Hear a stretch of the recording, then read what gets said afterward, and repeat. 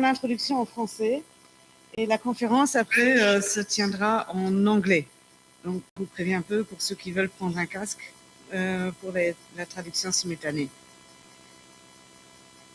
Voilà, un grand merci en tout cas à vous tous d'être là ce soir. Je vous souhaite la bienvenue. Merci d'être venus pour ce sujet qui est tellement important pour nous, vous le savez. Si on parle de la qualité au travail et la qualité de vie que nous avons dans notre travail, on est directement touché, concerné en tant que Chambre des salariés, évidemment. Et c'est un sujet qui nous préoccupe au jour le jour, qui nous préoccupe depuis des années et des décennies. Et depuis 10 ans, ou même plus de 10 ans, on mène régulièrement tous les ans notre enquête sur le Quality of Work Index. Et cette conférence de ce soir, elle se place un peu dans ce contexte de l'anniversaire des 10 années du Quality of Work Index que nous menons avec l'Université de Luxembourg. Parce que ça nous intéresse, parce que ça nous concerne tous. Comment nous vivons notre vie au travail? Parce que nous dépensons tellement de temps sur notre lieu de travail ou pour notre travail qu'il est vraiment important de s'intéresser à la question quel est ce travail, quelle est la qualité de ce travail. Et il faut le savoir, au Luxembourg, il y a très peu de temps encore, nous étions presque dans une discussion sur une réduction du temps de travail hebdomadaire, du temps de travail.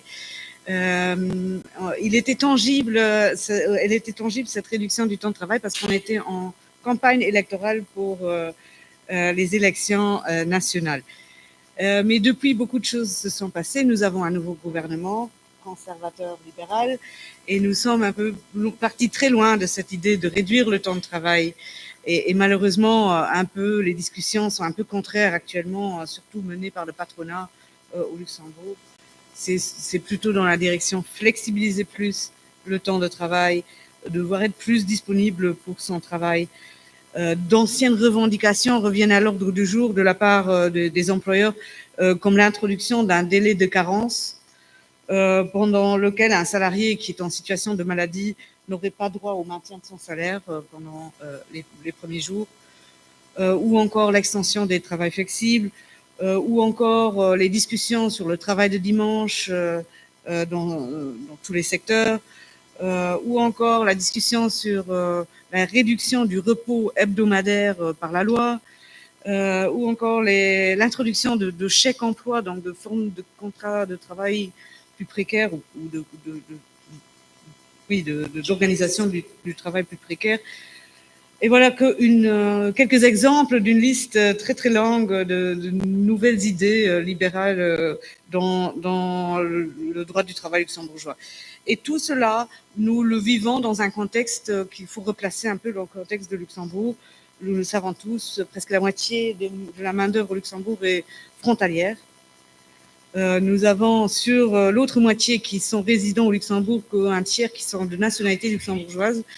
Et le marché du travail, l'économie luxembourgeoise, elle est vraiment dépendante de cette main-d'œuvre venant de l'étranger. Sans cette main-d'œuvre, notre économie ne pourrait plus tourner. Et alors que le travail devient de plus en plus difficile, et pour de nombreuses raisons, et on ne peut prendre que l'exemple classique, mais c'est celui déjà du trajet. Tous les collègues qui viennent tous les jours dépasser la frontière pour venir travailler au Luxembourg doivent faire de plus en plus d'heures sur la route. Le transport public est gratuit au Luxembourg, mais malheureusement, le réseau n'est pas encore assez élaboré pour vraiment permettre de l'utiliser à temps plein, et aussi, d'ailleurs, que dans le pays. Les possibilités de télétravail sont limitées pour les frontaliers pour les raisons de sécurité sociale et de fiscalité, comme nous le savons. Et même si le Luxembourg est un des pays les plus riches, nous le savons que ce n'est pas le cas pour tout le monde, et malheureusement, nous avons beaucoup d'inégalités, et nous l'avons encore vu cette semaine avec notre news qui est sortie, que le taux de travailleurs pauvres est l'un des plus élevés au Luxembourg dans toute l'Union européenne. Donc voilà un peu quelques exemples clés pour démontrer que le travail n'est pas de la meilleure qualité, et que ces 10 années du Quality of Work au Luxembourg nous ont montré aussi que malheureusement, beaucoup s'est dégradé même et s'est détérioré au cours de ces dernières années. Et même si aujourd'hui nous avons moins de contraintes physiques, peut-être d'accidents de travail, etc., Par contre, la charge de travail devient plus intensive, le rythme de travail, l'augmentation des risques psychosociaux, quelque chose sur lequel on travaille énormément, les problèmes de concilier la vie professionnelle et la vie privée, etc. La perte de sens dans le travail aussi, on constate tous les ans dans le Quality of Work que beaucoup plus de gens ont le désir de changer de travail, de changer de profession, de changer d'employeur. Donc on voit derrière tout cela quand même malheureusement une tendance négative dans la qualité au travail. Et voilà un peu la discussion sur laquelle on va se pencher aujourd'hui, les questions qui vont être creusées avec un expert en la matière. Et nous avons le plaisir et l'honneur d'accueillir ce soir le professeur Chris Warhurst. Chris Warhurst est professeur et directeur du Warwick Institute for Employment Research à l'Université de Warwick au Royaume-Uni. Il est également chercheur associé au SCOPE de l'Université d'Oxford. SCOPE, ça veut dire le Center on Skills, Knowledge and Organizational Performance. Il est co-président de WeWage, un groupe consultatif indépendant pour le gouvernement sur la reconstruction d'emplois de meilleure qualité après Covid. Il est un expert internationalement reconnu en matière de qualité de travail. Il a publié beaucoup de livres, beaucoup d'articles de journaux sur la question. Il porte également les titres honorifiques de Fellow of the Royal Society of Arts et Fellow of the Academy of Social Sciences. Et voilà, je vous l'ai dit, M. Warhurst parlera en anglais ce soir, donc pour tous ceux qui désirent prendre la traduction, vous pouvez vous servir des casques. Et je vous remercie pour votre attention. Mr. Warhurst, thank you so much for being here tonight, and the floor is yours. Thank you. Merci.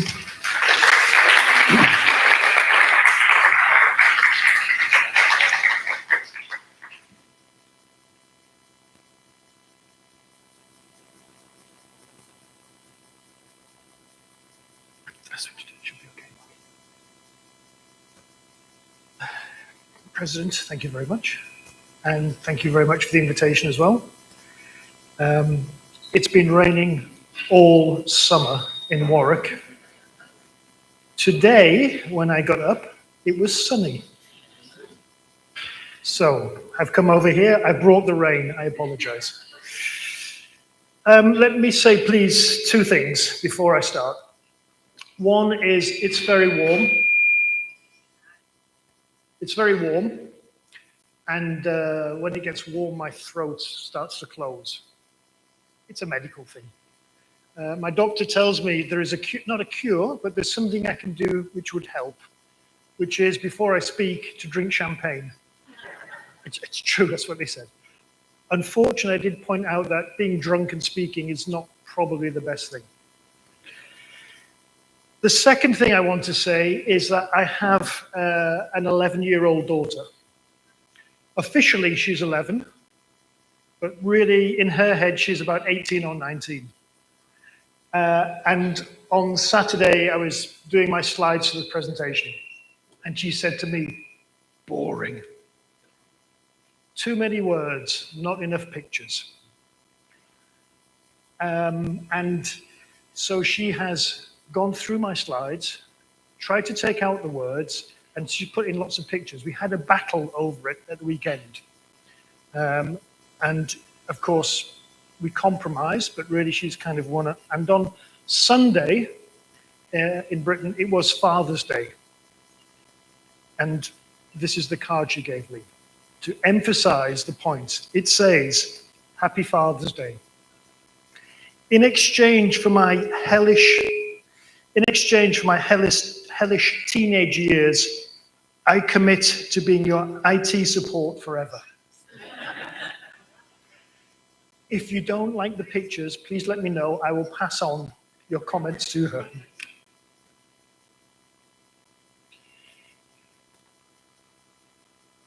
This is one of my slides. So my institute, there's lots of normal academic research, but we also do lots of what I call foundational research, the kind of research that other researchers then use. So we, in the 1970s, developed what's called the SOC, SOC, Standard Occupational Classification for the UK, and that later became the ESOC, ESCO for Europe. And it means that every job has a number and every job has a description, or every occupation. So we developed that. We did lots of work for the UK government around the apprenticeships and how we might fund the apprenticeships. And recently we developed what we call the Green SOC, the Green Standard Occupational Classification for the Scottish government, because Boris Johnson insisted that we were going to create 500,000 green jobs. And then 2 weeks later he said, no, actually we will double that number. And then suddenly everybody said, well, what does a green job look like? How can we count it? So we developed a measure of what a green job looks like. And then in 2016, 2017, you may remember there was a very momentous vote in Britain, and things started to unravel. And the government, I'll talk about this, the government really wanted to develop a measure of job quality. And so we developed what's called good work. And it's been adopted by the UK government. And then this week on Tuesday, it was also adopted by the Northern Ireland government. And we were asked to do that because the team that I work with has been working I've been working for a long time in this area, although sometimes I didn't realize I was doing this. Somebody interviewed me and I thought about what I've been doing for the last 35 years. And it's really trying to find alternatives to bad jobs. That's what my life's been about. So I started looking at the cooperative movement, and very recently published a piece on trying to develop a new quality of working life, because that was very big in the 1960s and 1970s, and I'll talk a little bit about that. That died away. We're trying to redevelop that. Although I've been doing this, governments haven't been doing this all that time. And so interest in job quality comes and goes. And some people call it a wave, and some people call it a cycle. But it moves really in both political cycles and economic cycles. And when economics change, particularly if there's higher unemployment, debate about job quality goes, and we start talking about job creation, the number of jobs rather than the quality of jobs. And I can remember we now in Scotland, I partly live in Scotland, I started talking about job quality to them in about 2005. And that was because we had a lot of people who were the working poor, people who were literally not earning enough money to live. And the first time we met to talk about that, there was me and two officials from the Scottish government. Now the whole Scottish government's got a big program of work around this. They're now interested in that. So it kind of comes and goes. At present, I think there's what Kingdom would call a policy window. So in other words, there is a problem. There are ideas which might help solve that problem. And there are policymakers and governments who are interested in solving that problem. It's not always the case if there's a problem that governments are interested in solving it. But at the moment, those things have come together, they've coupled. And it means that there's a lot of interest in job quality and developing job quality policy. But in order to exploit this window, I think we need to think about what the challenges are. And I'm going to talk about 5 challenges. But I realized when I started writing the abstract, 5 challenges, I thought, oh no, there are 6. No, maybe there are 7. And at one stage at the weekend, there were 9 challenges. I thought, I'm going to do. And Hannah, my daughter, was saying, no, you're already the most boring man in the world. Do not go for 9 or 10 challenges. She asked me just before I left what it was like in the olden days before there was electricity. So I'm going to look at some of the policy challenges, but I just want to remind you first of where we are with the policy position. At the moment, we're in a happy place, I would call it. There's now an acceptance that you can have dual policy aims. You can have job creation, which is important, and job quality. And you'll see that with the European Union and the OECD.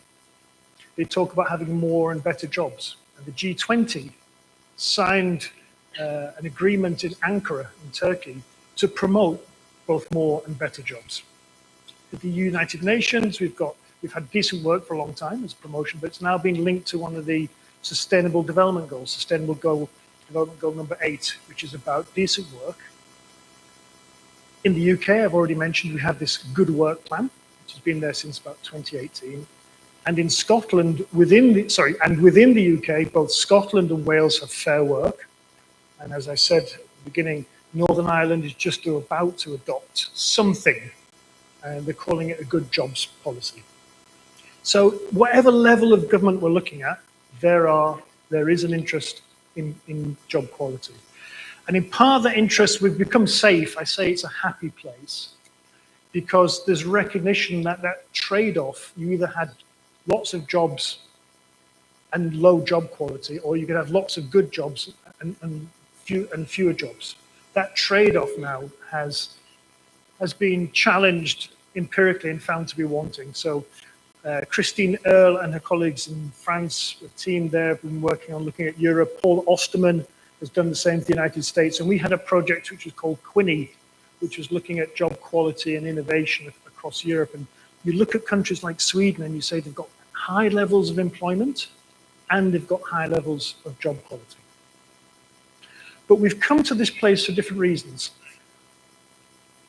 One was, and this is partly for the European Union, it was a way out of the global financial crisis. People were looking for routes out there, and we said, good jobs might be one way to do that. Since then, the EU has shifted position slightly and talks about job quality as the way to stimulate growth and competitiveness.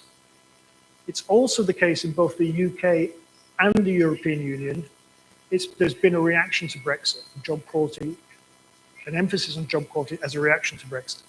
So in the UK, we talked about people being left behind, what we call the jams, people who were just about managing.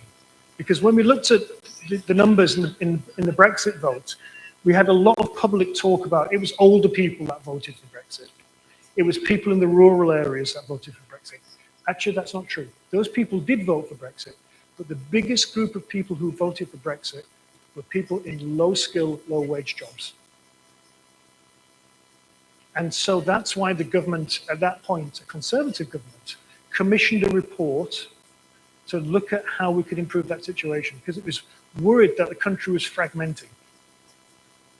Same reaction occurred with the European Commission, and they were worried that the European project might fragment, with populism rising in Hungary and in Poland and in Italy and in other places. And they were worried about the divisions in job quality and the quality of working life across Europe. And they had a policy which was talked about upward convergence. And it's not a very sexy title, but it was really about trying to raise the level of job quality for people in some countries, in some regions, upwards. And more recently, we've been talking about the Green Deal. And in every case, if you look at this, about the Green Deal, it's always accompanied by discussion that green jobs will be good jobs. Whether that's the European Union's Green Deal, the United Nations and the OECD talking about, or in the UK. Boris Johnson talked about creating 500,000 green jobs, he said, and they will be good jobs. The evidence is actually not too bad. I mean, certainly from the UK, we found that green jobs tend to be higher skilled jobs and they are higher paid. That's good. That's some good news. But we've come to it for different reasons. The problem is we've really struggled to translate those policy aspirations into workplace practice. There's been a real disconnect. And so improvements on job quality haven't progressed as quickly or as far as we'd like them to do. And so there's been a struggle to do that. And I think we need to bear in mind that last time there was that really big push on improving job quality, the quality of working life movement, it was very popular. It was really popular in the United States, in Norway, in the Netherlands, where it partly still exists, in the UK. NATO even held a conference in Greece to promote it, because it was said that it showed the communists that we have really, really good jobs and that we're a very democratic society. And they were promoting it in the same way that they promoted Jackson Pollock as an artist, free expression. They were promoting versions of job quality, but it didn't last. And so for us, we need to think about how we can move along and make sure that this time around, with that policy window being open, we can address some of the challenges which have limited progress on creating sustainable good jobs. And I think there, as I say, I'm prepared to negotiate and compromise with my daughter. There are 5 ones. She was right. Go back to the original 5. So the 5 are really how we might measure job quality, which jobs need intervention, where do we intervene, who should intervene, and what the mechanism of change is. If you think about those 5, it's useful, I think. And this is where my daughter's slides are now kicking in. No text, she said, so I'm going to talk to a picture. And this is my picture. And I'll explain the picture in a second. The starting position for us has to be there is no universally agreed definition of job quality. Almost every researcher, almost every government, whether it's a national government or an international governmental body like the OECD or the European Commission, has its own definitions and its own measures. And that's not very good because it means we can't compare things. And it means that when we're talking about job quality, we're not really talking about the same thing. Even Eurofound, which is the European Agency for Improving Working Conditions, there are different units within Eurofound which originally had different measures of job quality. And the OECD has got its own measure, but its member states, like the UK and like the US, have got their own measures. So there's lots of confusion there around what we mean by job quality. And that's not helped, to be honest, by the different names we give to it. We talk sometimes about the quality of work. We talk sometimes about the quality of employment, but they're not the same thing. So we tend to, and in the UK, Matthew Taylor, who led the government review in 2017, wanted a name for it, and he came up with the term good work. And the reason he came up with the term good work is because he wanted something positive. And when I've spoken in Scotland and talked about bad jobs, they say to me, no, don't talk about bad jobs. There are no bad jobs in Scotland. There may be jobs that have poor quality, but there are no bad jobs. So we all have different terms for it. We try, when we're writing academic pieces at least, just to refer to it job quality as a technical term, but recognizing that there are all different ways to do this. In Luxembourg, you've got the Quality of Work Index. Now again, I query whether it's really just about work, because it does have elements of work, but it also has elements of employment, terms and conditions of employment, what contracts people are on. It also has things like work-life balance. It also has voice, what I would call voice and representation, because it talks about trade unions. It talks as well about mental and physical health. And it talks about what I would call social relations, the relations between your colleagues in the workplace and between line managers and workers. And I think it's actually a very, very good index. But not everybody agrees that we should have what that is a multi-dimensional index. Some people say we just use one measure, pay. And it's usually economists who talk about pay, because they say pay wraps up lots of other things. For example, if you've got higher pay, you tend to be higher skilled. If you're higher skilled, you've got more qualifications, you have more autonomy in the workplace. So let's just use pay. But actually, if you look at what workers say in a list of what matters to them in a good job, pay tends to come out round about 7th. Other things are more important to them, like their ability to be able to use their skills, the ability to be able to use their initiative. So pay might be useful for academics, and economists in particular, but it's not particularly important to workers as a whole. But of course, it depends very much on which workers you ask. If you ask somebody who's low paid, they will say pay's number 1. But equally, if you ask somebody who doesn't have an employment contract, and I was really shocked in Scotland when we were doing research to find there were people working without employment contracts, because I kept saying, this is illegal. And they go, yeah, the employers are saying, yeah, maybe. But if you ask those people, having an employment contract is important because it will tell them how many hours they should be working and whether they get paid holidays on them. So it really does depend on who you ask. So there are different ways we could construct a measure of job quality. You can ask workers, you can ask experts, and experts like to be asked, or you can review the research. And so when we were asked in 2017 to look at this, we said, okay, there are hundreds of different measures. We could create a new measure and there'll be 101 new measures. So what we decided to do is to say, look, let's look at as much of the research as we can and try and find something common. Because, and that's what we did. We started with 40 papers, pieces of research, and we've extended it since to 70 something. And when you look internationally, these are the 7 things that most people look at.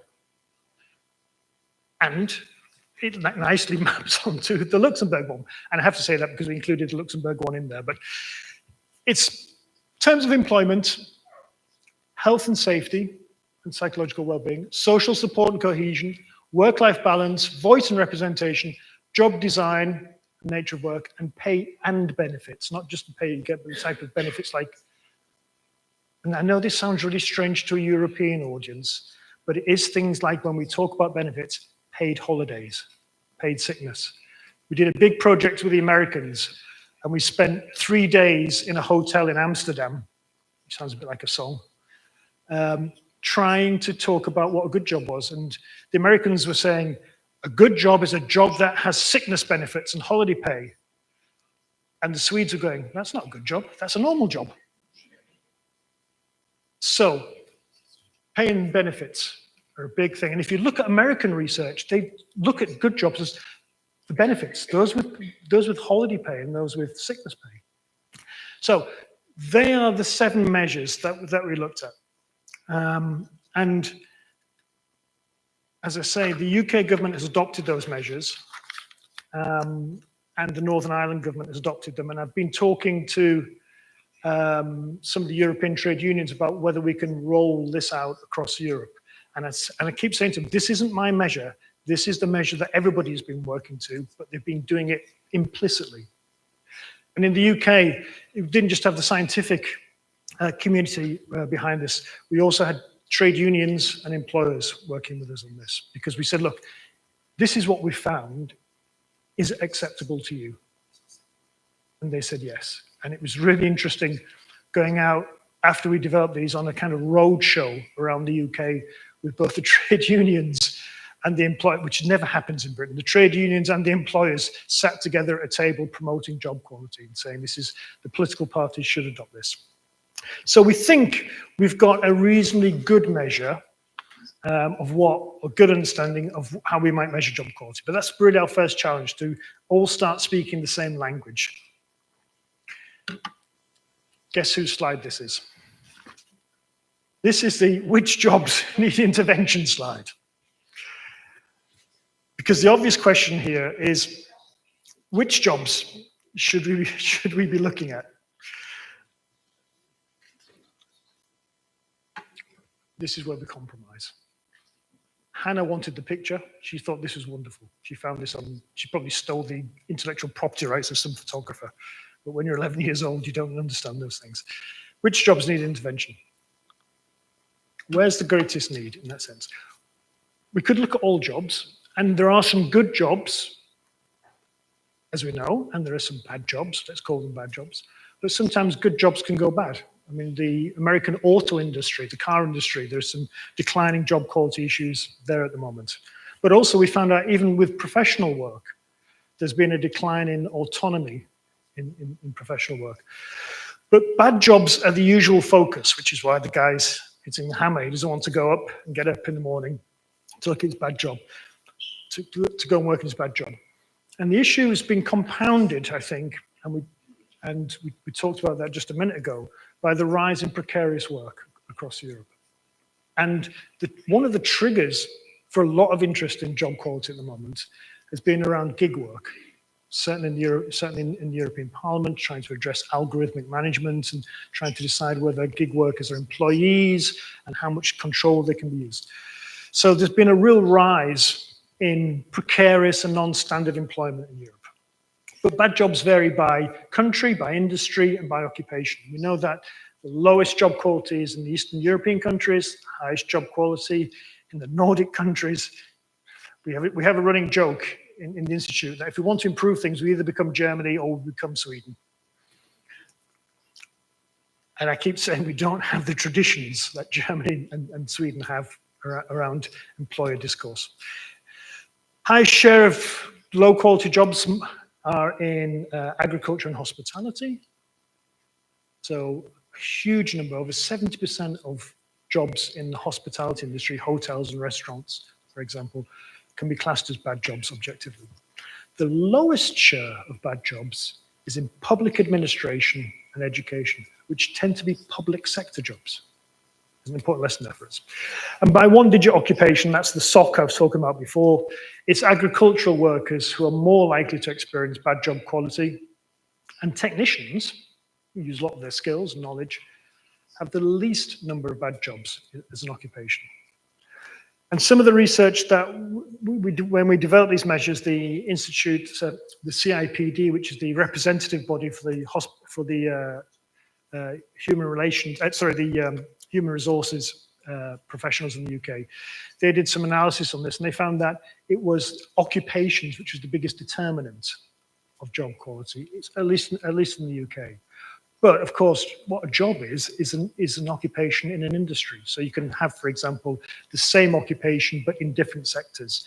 Like you could have a secretary in manufacturing and a secretary in the legal profession. You can have a secretary in education. And they may, we think, have the same level of job quality regardless of what sector they're in. But it is interesting that in the UK now, during the general election, we're talking about developing sector agreements. I'll come back to why that might be in the future. The Resolution Foundation has been trying to persuade the next government to develop sector-level agreements. But interestingly enough, there were sector-level agreements in Germany, and they started to break down. And Gerhard Bosch, who was working with us on the American research, was one of the people who said, well, they're breaking down to such an extent that we need a national minimum wage now in Germany to try and create a solid floor in some of those sectors where sectoral bargaining has broken down. The challenge really here is that there are practical constraints for governments. There are issues around finance. There is also whether or not is it perceived to be a crisis with that particular occupation or that sector. And also, and we forget this as academics sometimes, there is a political cycle. And governments want results quickly, so that they can take credit for it. And so do sometimes, I'm not going to name them, but we've been working with a big consultancy. And a big consultancy wants to take some of this and be able to sell it to its clients. And they said, can you fix the problem in 6 months so we can sell it? And I said, no, I think it's at least 10 years to be able to do this. And they were like, see you. So there are real practical constraints. And we need to acknowledge that as a challenge and try and work, if we can, within political cycles. This is an interesting one. Where should we intervene? I think there are kind of 3 options here. One of them is the one we talk about most, really, which is prior to work. The second is in the workplace. And the third, and I sometimes get frustrated with my own limitations with the English language. We're calling it parallel to work. So it's alongside work. Option 1, I say, is popular. It's usually popular with politicians. And when we talk about intervening prior to work, what that really means is education and training. So the last Australian Prime Minister said, if you want to get a good job, go to university. That's the route to getting a good job. Because there was a housing crisis in Australia and people can't afford to buy houses. So he said, if you want more money, you need a good job. If you want to get a good job, go to university. Of course, the problem with that is we've been spending a lot of time expanding higher education, not just in the UK and the rest of Europe, but in other countries now like Australia and Sri Lanka. We've been looking at Sri Lanka. And we're getting to the point where we have too many graduates. And I think university is a good thing, It's good for your mental health. It's good for your general liberal education. But actually, we don't have a huge expanding number of graduate jobs. So we need to be very careful there that we don't create mismatches and just keep pushing people into higher education. Because what we will do, particularly in the UK, where people have to pay for their higher education now, they'll become frustrated that they've invested a lot of their own personal money, which could be in excess now of 45, 50,000 euros to go through a first degree. And if they don't come out with a quote, good job at the end of it, they'll become frustrated and wonder why they've spent all that money. The second option, as I said, is in the workplace. And by this, I'm talking about job design. It was funny that when I talked about the quality of work in life movement. Quality of work in life movement was about redesigning jobs. And it was a big thing. There was a huge industry of people who invested their time in going into workplaces and redesigning things. And if you ever get the chance to go to London, but next time you're in London, go to the Wellcome Foundation. The Wellcome Foundation now hosts the archive of the Quality of Work in Life movement. And the Quality of Work in Life movement in the 1960s was very active all over Europe and North America and in India and other places. And what they did, they sent teams in, usually a psychologist and an engineer, to redesign jobs. And I was one of the people who was encouraging the Wellcome Foundation to put the archive there. And we got all the old books out from the 1960s and these notepads with all their field notes on. And there were things like, there was a Dutch ship where they experimented with the chef being the captain and the captain being the chef. And I was thinking, this is crazy. I would not get on that ship. And I remember asking one of the old guys, we had a reunion, it was like a 75th anniversary. I said, what made you think you could reorganize all these things, read jobs? He said, you know, we can talk about multi-skilling and creating investment, but he said, really, do you know what? It was the 1960s and we were on drugs. I thought, okay, explains it. That kind of thing about job redesign has disappeared. We don't really talk about it, in part because governments are frightened about encouraging looking inside firms and unpacking what's there. And often it means suggesting that things are not managed, that companies are not managed as well as they might be. And just as an example of that, last year in Europe was the year of skills. And we had a meeting and I was saying, a lot of the things you're talking about, the skills, I've been doing this long enough to know that these things come around again. And I said, one of the problems with all of these skills is these skills are not used in the workplace as much as they should be. And the problem there is that management are not letting people use them. Why not have a year of management? We prescribe what skills companies should use, and we say how these skills might be created and what they'd be good for. So why don't you do that with management? Prescribe what good managers would be and encourage firms to do that. And the European officials were kind of like, oh God, that's going to be trouble, because it's a big issue to go into workplaces. The third option is parallel to work, and this is really where we get onto more comfortable territory for governments, which is whether at the national level or the supranational level, the EU level or the OECD level, they create guidelines. If they want to be a bit tougher, they will create regulation. But often that regulation is not monitored and it's not enforced. I think a first step here might be to try and, if you want to mainstream job quality into the way companies think, is to say, why don't we ask and require companies to report on job quality in their companies, do an annual audit, and make public the results of their audits. That's a soft way of trying to get companies to think about job quality. The fourth is who should intervene, and I've already begun to talk about that with government, because it seems to me that there are multiple actors, if you can call them actors, who might want to be involved in here. One clearly is the government, the other are employers, trade unions, of course, but also if you go to countries like America, there's lots of community organizations that are involved in trying to improve job quality. In fact, trade unions have got less of a role, and it's lots of community activism with consumer boycotts and those kind of things. And we know that both governments and employers make choices about the quality of their jobs. They might not do it explicitly in their heads to think about job quality, but they'll make decisions about what type of contracts they should be offering, full-time or part-time, permanent or temporary, and what levels of pay they might want to offer. So it means that who should intervene might vary by country traditions. As I say, in the United States, it might be community organizations. In the past, in Britain, it might have been trade unions. And in the European Union, it's social partners, but they tend to be kind of high-level stuff, not always in the workplace. So there's a big difference between Germany and Belgium in social partnership and its effects in workplace on job quality standards. Government, really, they have got two roles essentially here. One is they can block the low road, they can stop bad companies. And secondly, they can encourage what we might call the high road. They can encourage good practices.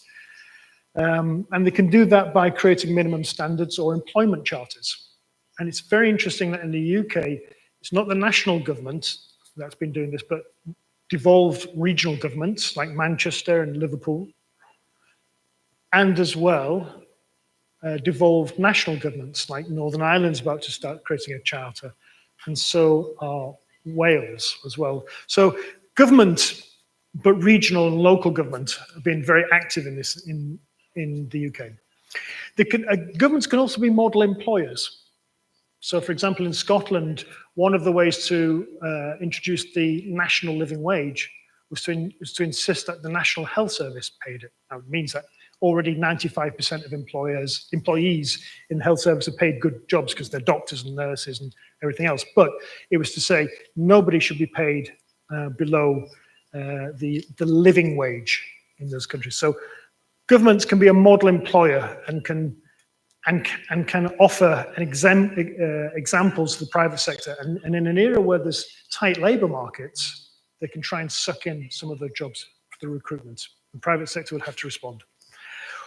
Or the other way, which is very popular now, and I know is being explored by the European Commission, is the use of public procurement.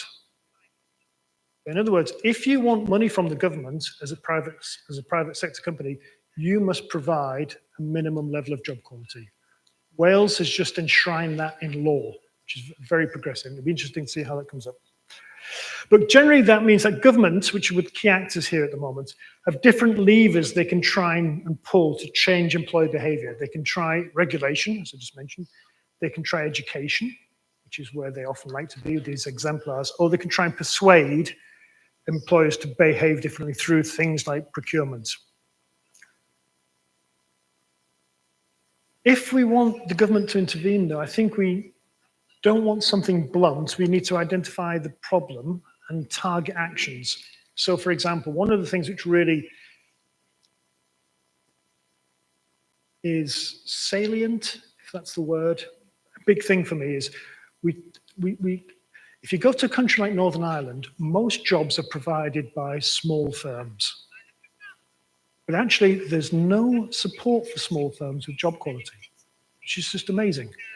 And yet there's a big issue there with job quality. So we need to be able to target particular sectors, and as I said, particular occupations to help government if they want to intervene in that. And there's some very good work by my colleagues Mondoram. And this diagram is trying to say two things when we talk about who should intervene here.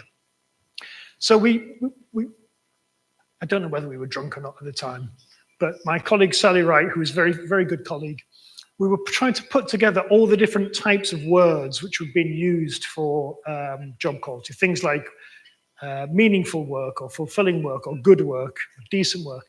And we found that some of them were more concerned with minimum standards. So that's the kind of bottom here. And they were concerned, therefore, with needs, workers' needs. Do our workers paid a living wage, for example? And partly based on the work we're doing in Scotland. Do they have a contract? Is the roof leaking So rain comes through when they're working on electrical equipment. If those things are there, they're dangerous. So there are minimum physical needs at the bottom here. And it's interesting, the ILO is really kind of here with this decent work agenda, you know, no slave labor, for example.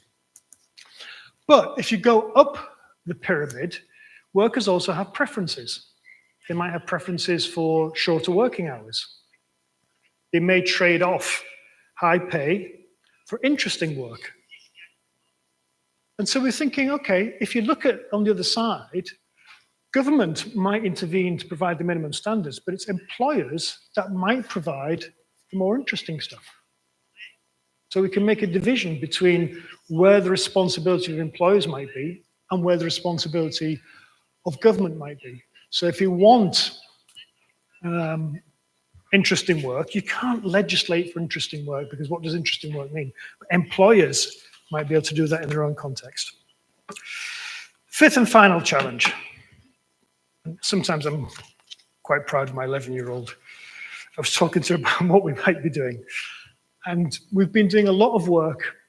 Sorry, I'll come to this. There are two approaches as the mechanism for change. One is the moral case. We shouldn't have bad jobs in the 21st century. We're not living in Victorian times. Charles Dickens has long been dead. But there are still some bad jobs out there. There's jobs that are mentioned in Scotland where people don't have contracts, where they're working in physically dangerous environments. We shouldn't underestimate that, and we should really be making the moral case. But if it's employers that provide jobs, then we need to start thinking about what employers need.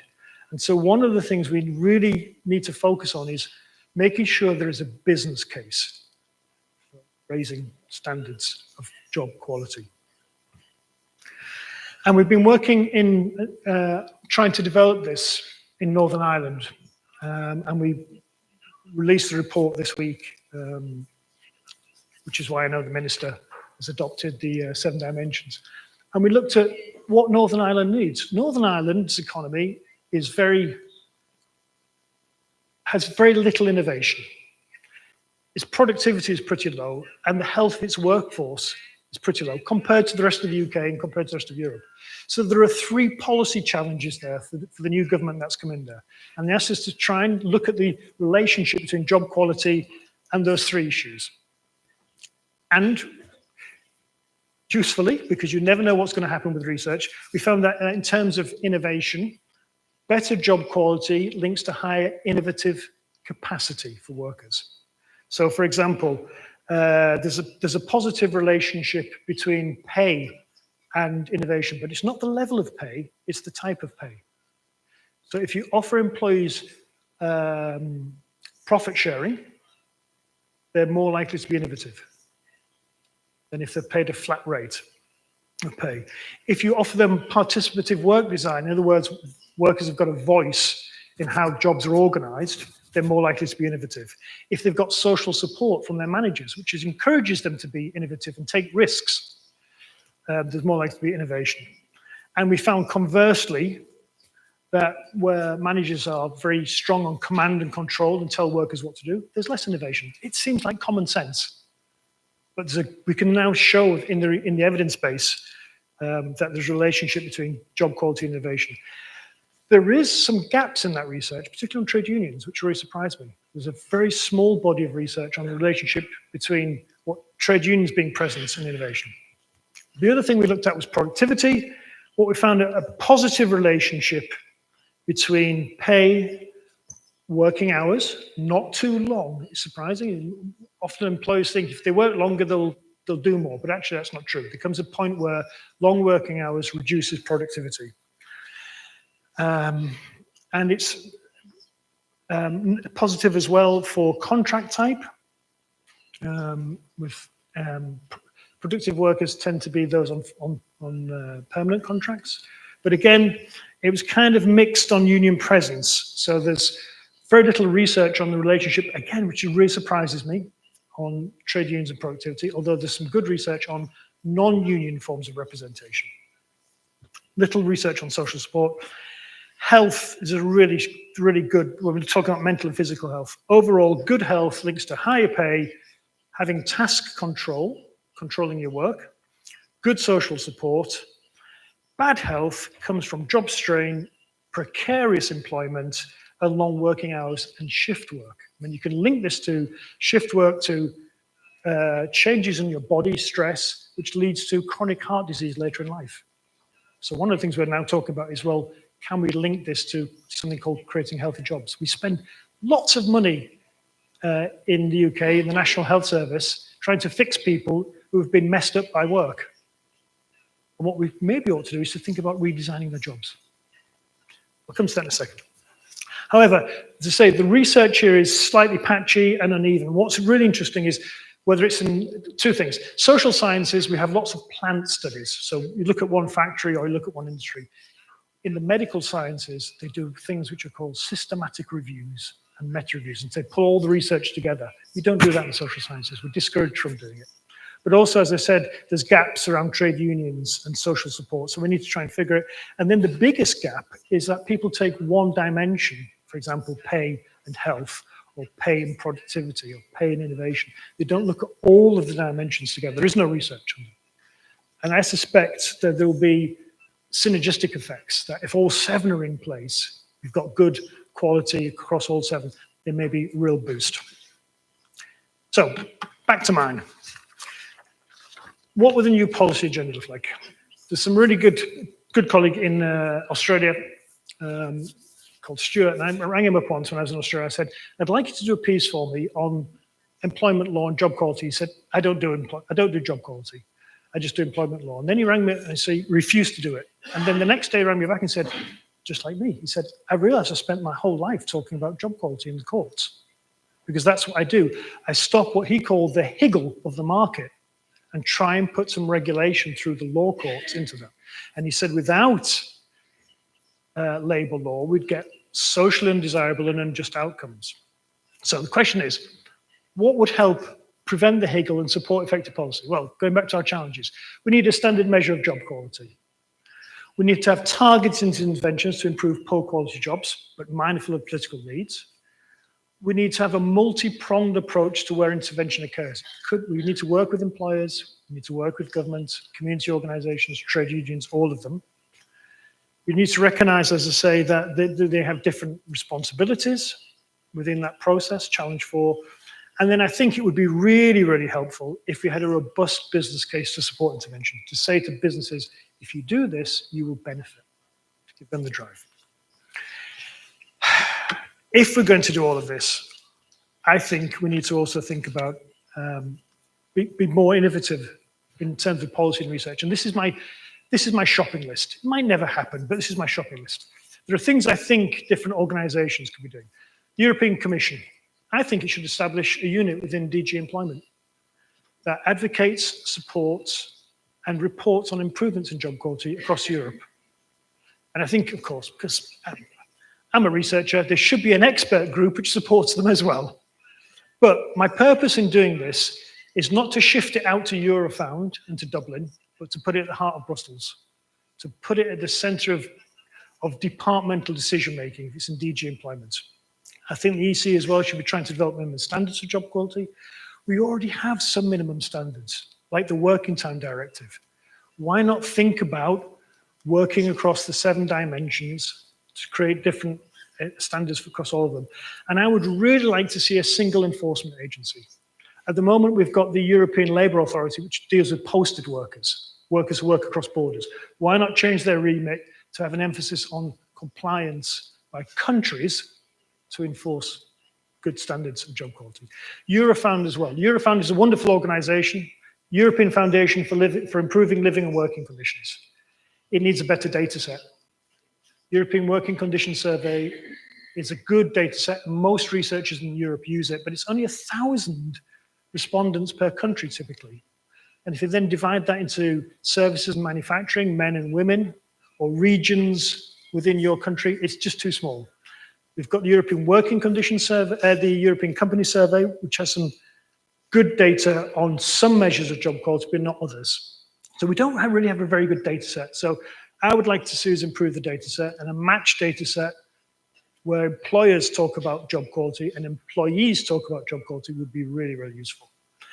And then with Eurofound, I would like to see us shift the focus to improvement. As I said, Eurofound is called the European Foundation for Improving Living and Working Conditions. We need to get them to think about how we can improve working conditions, not just reporting it to DG employment. So what works? Getting them to think about what works and having research on that. And then research and education. I think we need to encourage a new generation of action researchers. Remember the hippies from the 1960s that I mentioned? It may be that, you know, the music's changed, but we do need people who can go into workplaces and help redesign jobs. And that might be a new role for academics or consultants. I don't really mind. But we need some people who've got an interest in job redesign who can go in and start doing that. That will help current workplaces and current managers. The other thing I think we need to do, if we want to make it sustainable, we need to get the next generation of managers familiar with the business case and comfortable managing good jobs, because it's not easy. One of the reasons that the job quality initiatives dwindled in the 1970s, quality of working life, is because first-time managers opposed it. And so did trade unions, actually. Trade unions were interested in pay. David Guest has done some wonderful work on this. But what tended to happen in the experiments is the senior managers, the corporate managers, were really keen on doing this. But the first-time managers weren't very keen on it because it meant they lost some of the control of the shop floor, and they were being asked, they were responsible for productivity, they were responsible for innovation, and they felt like they were losing control. So we need to make managers comfortable with that. And I would like to see us do a review of business school education in the European Union. And I like to take risks. I will bet anybody in this room a very good bottle of Luxemburg champagne. I don't take too many risks. I don't even know if Luxemburg does champagne. I'm assuming it does some, but it's not, maybe not the best. I'll bet anybody in here a very expensive bottle of Luxemburg champagne that no business school, no high-level elite university business school teaches anything about job quality. That is bizarre. And there are some very prestigious universities in the UK, which is names I won't mention, including my own, who have reduced the amount of teaching around employment and human resource management. And some of the elite universities in the UK have completely taken it off their syllabus. They're interested in finance. They're interested in strategy. They're not interested in managing people. And in fact, sorry, I'm about to complain here. If you look at salaries in business schools in the UK, the salaries of the professors who teach human resource management are the lowest. The ones that teach strategy and finance are the highest. Shows where our priorities are. But I don't think it's just, for next generation. I'd like to see universities doing continuous professional development courses for managers in how to manage good work, introduce it, manage it. I'd like to see some courses for trade unionists in there as well. If we do all of these things, and this is my final slide, what might happen? Well, there's a big prize out there, and that is we can improve business performance, and we can boost productivity, we can boost innovation, and we can contribute to the EU growth agenda.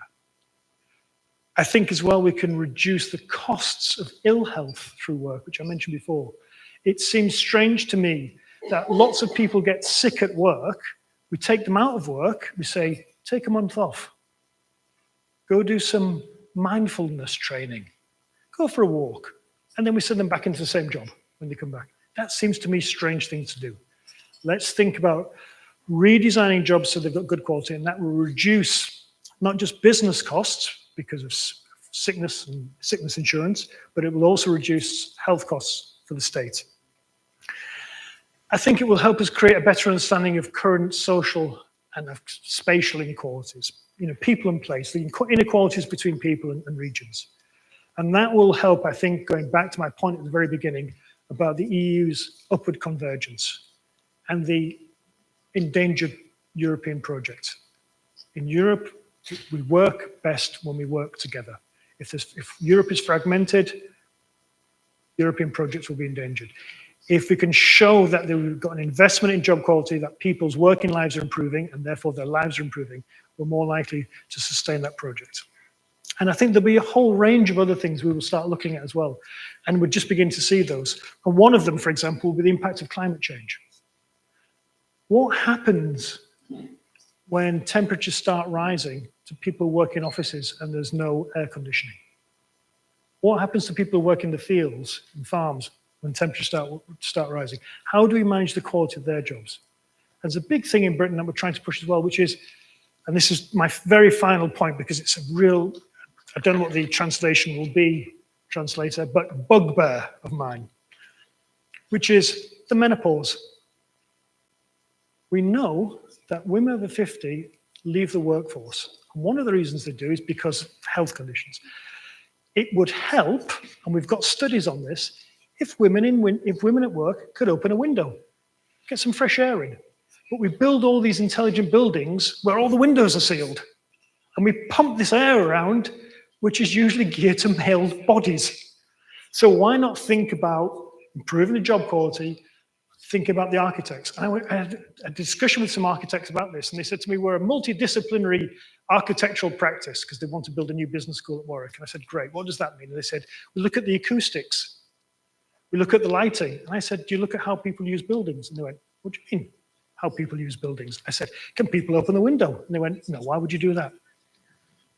So there may be things when we start talking about job quality that we don't really appreciate at the moment that may also come up. So I'd like to thank you very much. I'm tempted to take a vote on whether it's text or pictures that really worked for you, so I can give some feedback to my difficult 11-year-old daughter, but thank you for your patience.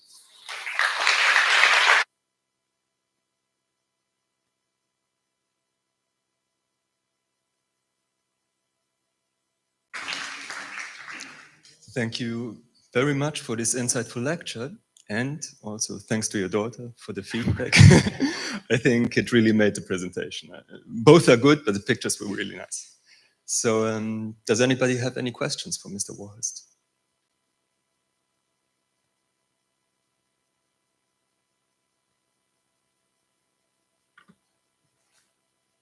Merci. Nous avons vu que la qualité de l'emploi en tant que tel fait... Ah oui, take the mic.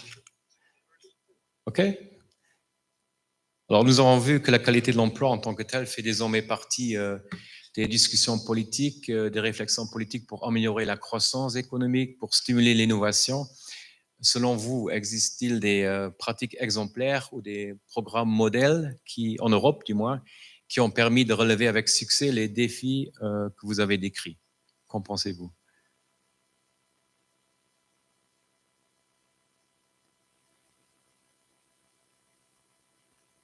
Beyond policy? Sorry? Sorry, do you mean other approaches beyond policy? No, I've thought about which example would you give on concrete examples in Europe which succeeded to manage the 5 points you have mentioned today. What do you think? Is there a concrete example? Est-ce qu'il y a un exemple concret of a program in Europe which you can give as an example?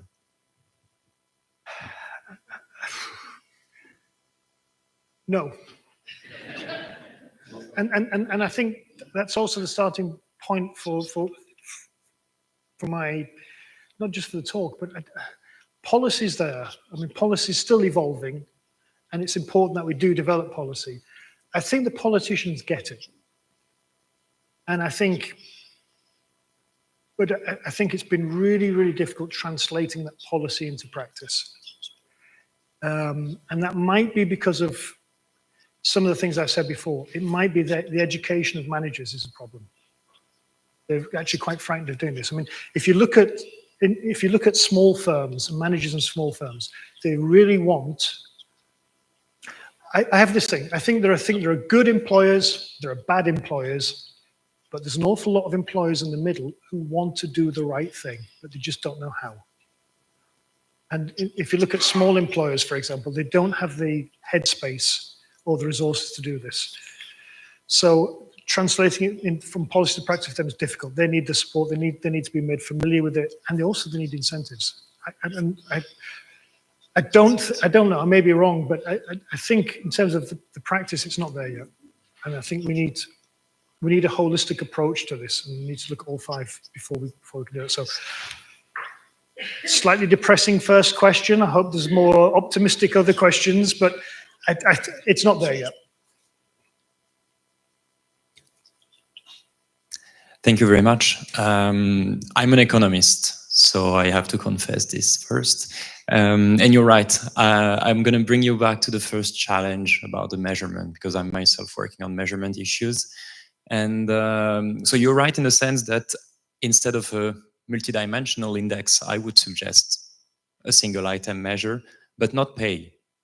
I would more suggest job satisfaction or overall satisfaction with your job. So I just would like to have your opinion about this measure, although I think I already know it, but just to see if we're on the same page or not. Thank you very much. So, when we were doing the review in the UK, we started with this position. Matthew Taylor's a very smart guy, the guy who chaired the review. And he said, we don't need all these measures. We'll go for job satisfaction. Companies every year will have to report the job satisfaction of their workers. It's intuitive and it seems good, except 2 things. One is job satisfaction is often influenced strongly by life satisfaction. So you bring, my case, when I've been arguing with my daughter in the morning to get her to school, by the time I get into work, I'm in such a grumpy mood that, I don't care what the job's like. I'm upset. Anyway, life satisfaction, whether we get divorced, those kind of things, we bring all those to work, and they do affect statistically our relationship with job quality.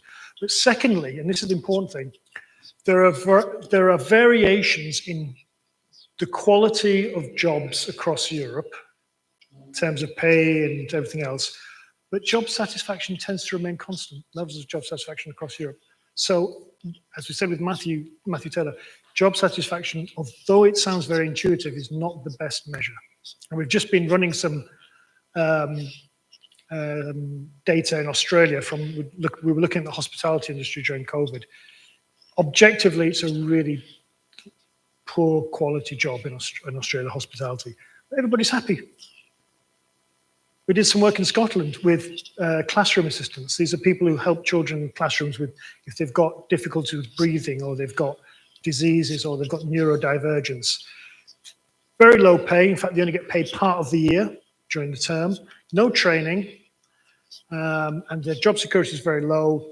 They're unskilled, and yet you ask them if they're happy with the job.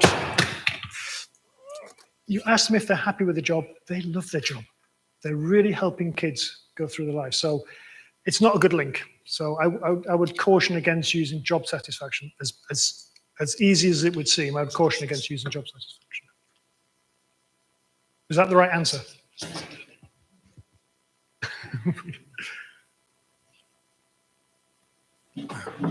Hello.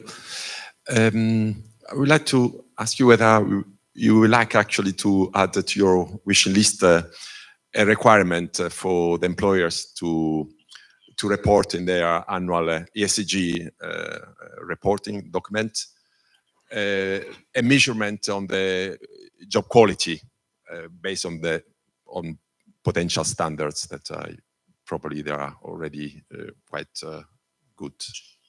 Thanks. So the ESG measures, environment, social, and governance, the standards which have been promoted particularly from the accountancy industry as part of governance for firms. I'd say 2 things on that. No, 3 things. Yes, we really thought 2 years ago that we could make a big push on the S with ESG. And what we found, 2 things. One is firms internationally now beginning to roll back on the ESG standards and complying with it and signing up to it. And secondly, this is why we came to it 2 years ago. We were asked to try and define in the UK context, because there was a consultation, what the S involved, what it meant. And we couldn't find an agreement on what S meant. So was it, for example, was it job quality, which is what we were trying to argue, or was it about corporate social responsibility? There was a big dilemma in that, and we tried to do this, and I tried to make the argument that the S might involve not just job creation, but not just the creation of wealth, not just the creation of wealth, but perhaps sharing the wealth that companies made a bit more. If you remember the OECD report, which came out about 10 years ago, which is saying that the share of labor's share of the thing had been shrinking. We were asked not to do the research, and they said that sounds a bit Marxist. So I would love to have said to you, God, the questions are depressing, that the S in the ESG would have been a way forward, and I really did think it was going to be a way forward. I'm more pessimistic now.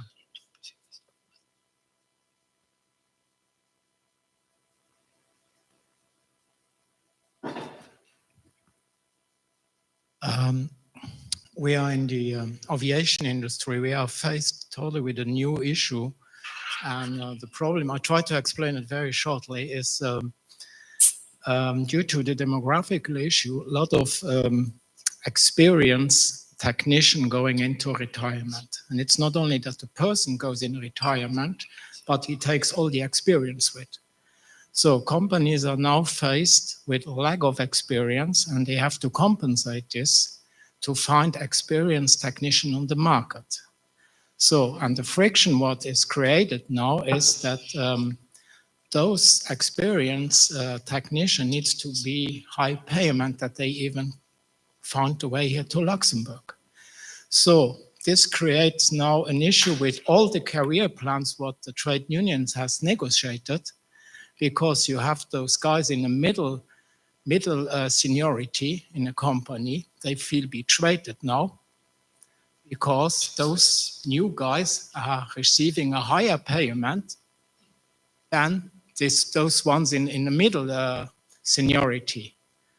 And as a union guy, you are faced with this new issue and you really don't know exactly how to treat it now. Because you know exactly that from apprentice stadium, you find not that many apprentices anymore because we are faced with one of the issues, it's work-life balance. And you cannot motivate that many young guys who like to work 7 days in a week to 24 hours. So you need to hire those high experience to compensate the leak. And now we are really in huge problems and we have frictions between the staff now. Do you have any ideas how we can clear this problem? If I understand it right, what's happening in the companies is pay compression. Yeah. No, I don't have the answer. No. But what I do is I will say two things. One is historically trade unions have focused on pay.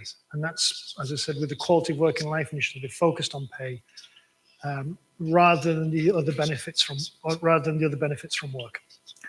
But this is where I think, and I'm maybe being slightly naive here, that we need employers and trade unions to be able to work together, because the pay compression thing is a big problem. It's also a problem now, in the problem in the UK. And it's also a problem, a very good colleague of mine called Melanie Sims, who's been looking at historically at trade unions' approach to job quality. And trade unions' approach to job quality has always been very strong for their workers. But when the workers below them start to improve their job quality, they don't like it. So they want to push up. So there isn't a very good holistic approach. Conversely, what I can say is some of the work with that Sally, my colleague, had done in Australia was a very similar problem there. And some of the companies realized that they couldn't match the salaries in some of the mining industry is paying huge money. And so some of the local companies just couldn't compete with those salaries and started offering and focusing on the other benefits what we would now call job quality, like the work-life balance, like the opportunities to be able to use their skills and having some more discretion over the work. And they were able to recruit and retain some of those workers in a way that they hadn't before. And one of the things the Australian government then said is maybe, and that was the route in for the Australian government to start thinking about job quality. Sorry, I spent 3 years working in Australia because they thought there was an alternative there for them to try and work. But I mean, yes, I don't have an answer for the pay compression issue, but I do think what it does signal to us, we can't just focus on one thing. We need a more holistic picture and get different actors working together on this.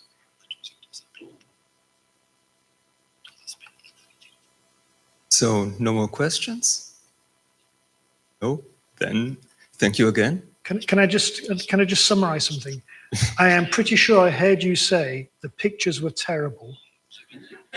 You preferred the text. That's the message I'm going to take to my daughter. Is that right? Thank you.